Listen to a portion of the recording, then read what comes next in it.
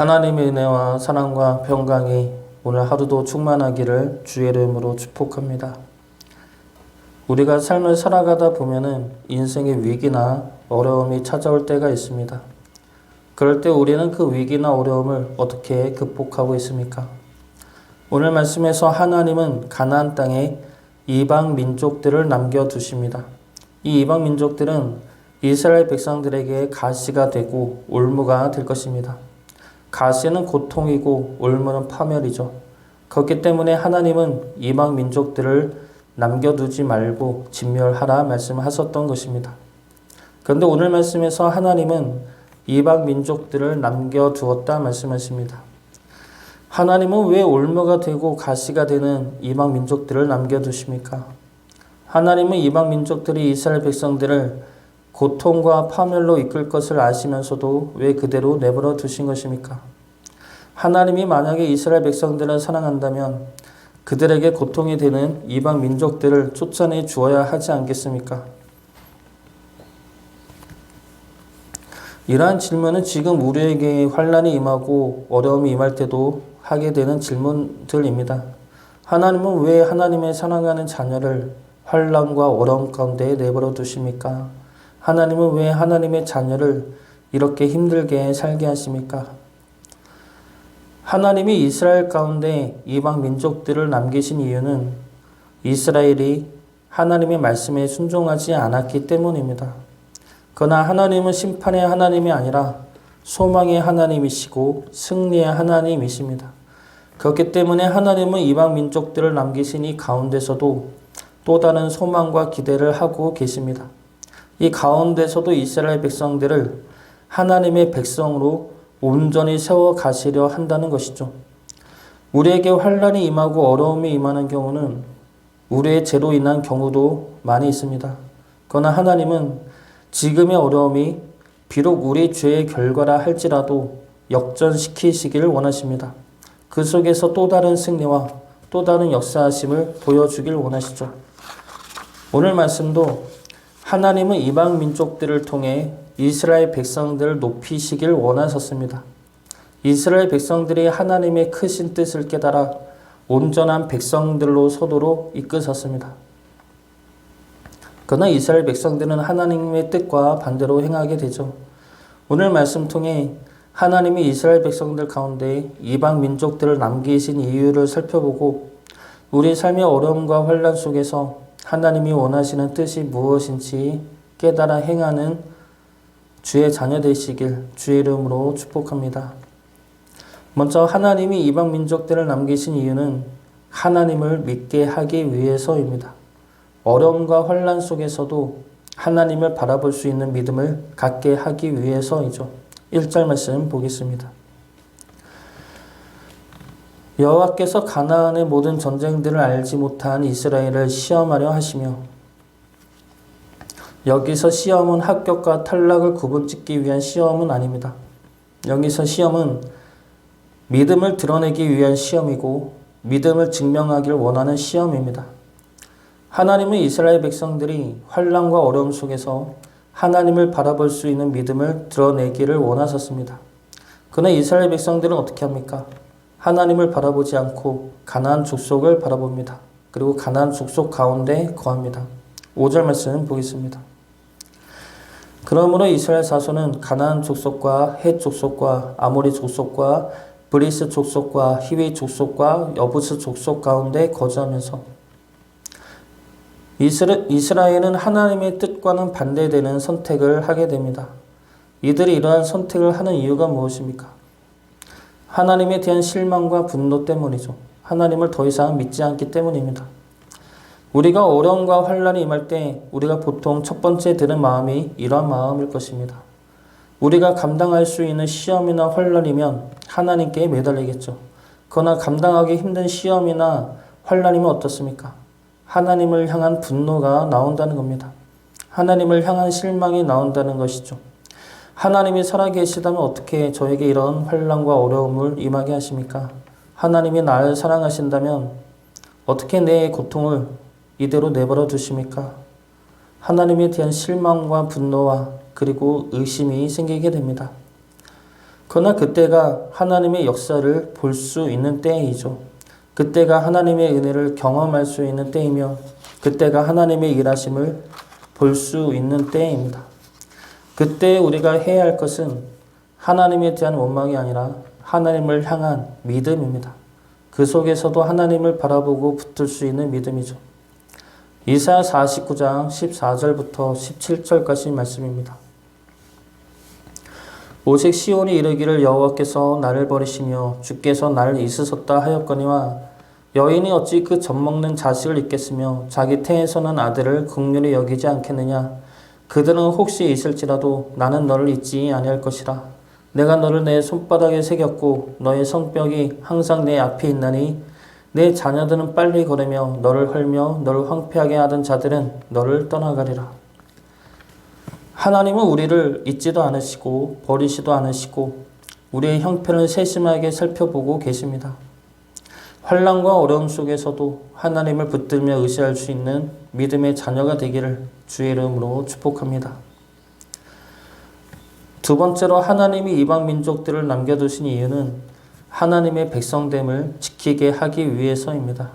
4절 말씀 보겠습니다.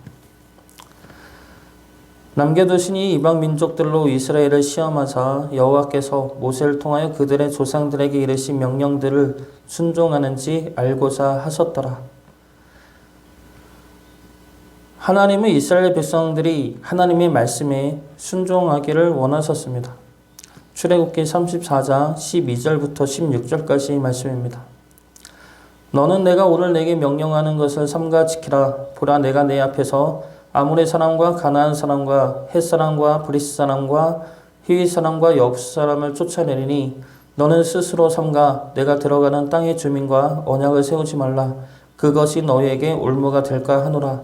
너희는 도리어 그들의 제단들을 헐고 그들의 주상을 깨뜨리고 그들의 아세라상을 찍을지어다. 너는 다른 신에게 절하지 말라. 여호와는 질투라 이름하는 질투의 하나님이니라. 너는 삼가 그 땅의 주민과 언약을 세울지 말지니 이는 그들이 모든 신을 음란하게 섬기며 그들의 신들에게 제물을 드리고 너를 청하면 내가 그 제물을 먹을까 함이며 또 내가 그들의 딸들을 내 아들들의 아내로 삼음으로 그들의 딸들이 그들의 신들을 음란하게 섬기며 네 아들에게 그들의 신들을 음란하게 섬기게 할까 함이니라. 여기서 하나님은 이스라엘 백성들에게 세 가지를 말씀하십니다. 가나안의 주민과 언약을 맺지 말고, 그리고 두 번째로 가나안의 신을 섬기지 말고, 세 번째로 그들의 딸들을 아내로 맞이하지 말라 말씀하십니다. 그런데 오늘 말씀 5절과 6절을 보면 어떻습니까? 가나안 안에 거주하는 언약을 맺습니다. 그들의 딸들을 아내로 삼고 그들의 신들을 섬깁니다. 하지 말라는 것 세 가지를 온전히 다 행하고 있는 것이죠. 이들이 이렇게 행하는 이유가 무엇입니까? 가나안 주민을 쫓아내지 못했기 때문입니다. 그러면 그들이 나에게 고통이 되고 두려움이 되죠. 그 고통과 두려움을 몰아내기 위해서 어떻게 해야 합니까? 그들과 하나가 되면 됩니다. 그래서 이스라엘은 자신들에게 고통과 두려움을 주는 가나안과 하나가 되는 편을 택합니다. 그러므로 하나님의 말씀을 어기게 되는 것이죠. 우리는 우리에게 임하는 환난과 걱정과 두려움 속에서 하나님의 백성됨을 지키는 것보다는 그런 것들과 하나 되는 선택을 할 때가 많습니다. 운전하다가 난폭 운전하는 차로 인해 피해를 입으면 보복 운전하고 싶은 마음이 생기죠. 남들의 말에 상처를 받으면 어떻게 나도 상처를 줄까 생각을 합니다. 돈이 없어서 힘들면 어떻게든 돈을 벌려 하죠. 내 힘으로 감당할 수 없는 환난이 임하면 그 환난을 해결할 수 있는 세상적인 방법들과 세상의 힘들을 의지한다는 겁니다. 그 과정에서 우리는 하나님의 백성됨을 잃어버리는 경우가 너무나 많다는 것입니다. 하나님은 이스라엘 백성들이 가나안 가운데서 하나님의 백성으로 서기를 원하셨습니다. 가나안 족속들로부터 오는 두려움과 어려움과 환난 속에서 그들이 주는 쾌락과 욕심 속에서 하나님의 말씀을 지키며 하나님의 백성으로 서기를 원하셨습니다. 그러므로 하나님의 백성으로 인해 세상 모두가 그리고 그들 모두가 구원에 이르길 원하고 계시는 것이죠. 환난과 두려움 속에서도 하나님의 백성됨을 지켜나가시길 바랍니다. 우리가 하나님의 백성됨을 지키면 하나님이 우리를 지켜내십니다. 우리가 하나님의 말씀을 따르면 하나님이 우리를 통해 역사하십니다. 세상 속에서 하나님의 말씀을 따르며 하나님의 백성으로 설 수 있기를 주의 이름으로 축복합니다. 마지막으로 하나님이 이방 민족들을 남겨두신 이유는 하나님의 능력을 알게 하기 위해서입니다. 2절 말씀 보겠습니다. 이스라엘 자손의 세대 중에 아직 전쟁을 알지 못하는 자들에게 그것을 가르쳐 알게 하려 하사 남겨두신 이방 민족들은, 여기서 전쟁을 알지 못한다는 말은 1절에 나오는 가나안과의 모든 전쟁을 말합니다. 이 전쟁은 가나안과 치렀던 전쟁의 역사를 기억하지 못한다는 말이 아닙니다. 그들이 전쟁을 안 했다는 말도 아니죠. 여기서 하나님이 말씀하시는 전쟁은 여호수아를 통한 가나안의 정복 전쟁입니다. 이 전쟁은 이스라엘이 한 것이 아니죠. 하나님이 행하신 전쟁입니다. 이스라엘 백성들을 통한 하나님의 능력으로 역사하신 하나님의 거룩한 전쟁입니다. 하나님은 지금 이스라엘 백성들에게 궁극적으로 이러한 전쟁을 알게 하려 하신 것입니다. 그러기 위해선 이스라엘 백성들이 하나님을 믿고 하나님의 말씀에 순종하여야 합니다. 하나님의 말씀을 믿고 붙들어야 하는 것이죠. 그렇게 될 때 하나님은 이스라엘 백성들을 통해 하나님이 역사하시며 하나님의 능력과 그들을 향한 사랑과 은혜를 알게 하신다는 겁니다. 그것을 알려주길 원하고 계시다는 것이죠. 우리에게 어려움과 환난이 임할 때 그 가운데 역사하신 하나님의 체험들이 있을 것입니다. 하나님이 언제 역사하십니까?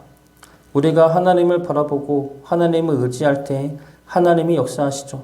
그리고 하나님의 역사하심을 보게 되면 우리가 환난 가운데 가졌던 걱정과 두려움이 너무나 보잘것없음을 깨닫게 됩니다. 하나님의 능력 앞에서는 우리가 두려워하던 그 모든 것들이 너무나 쉽게 해결되는 역사를 보게 되는 것이죠. 하나님은 우리에게 이러한 전쟁을 가르쳐 주고 계십니다. 하나님의 거룩한 전쟁과 능력을 우리가 알기를 원하신다는 것이죠. 그러므로 우리가 이 세상에서 하나님의 능력으로 승리하며 사는 법을 알려주고 계십니다.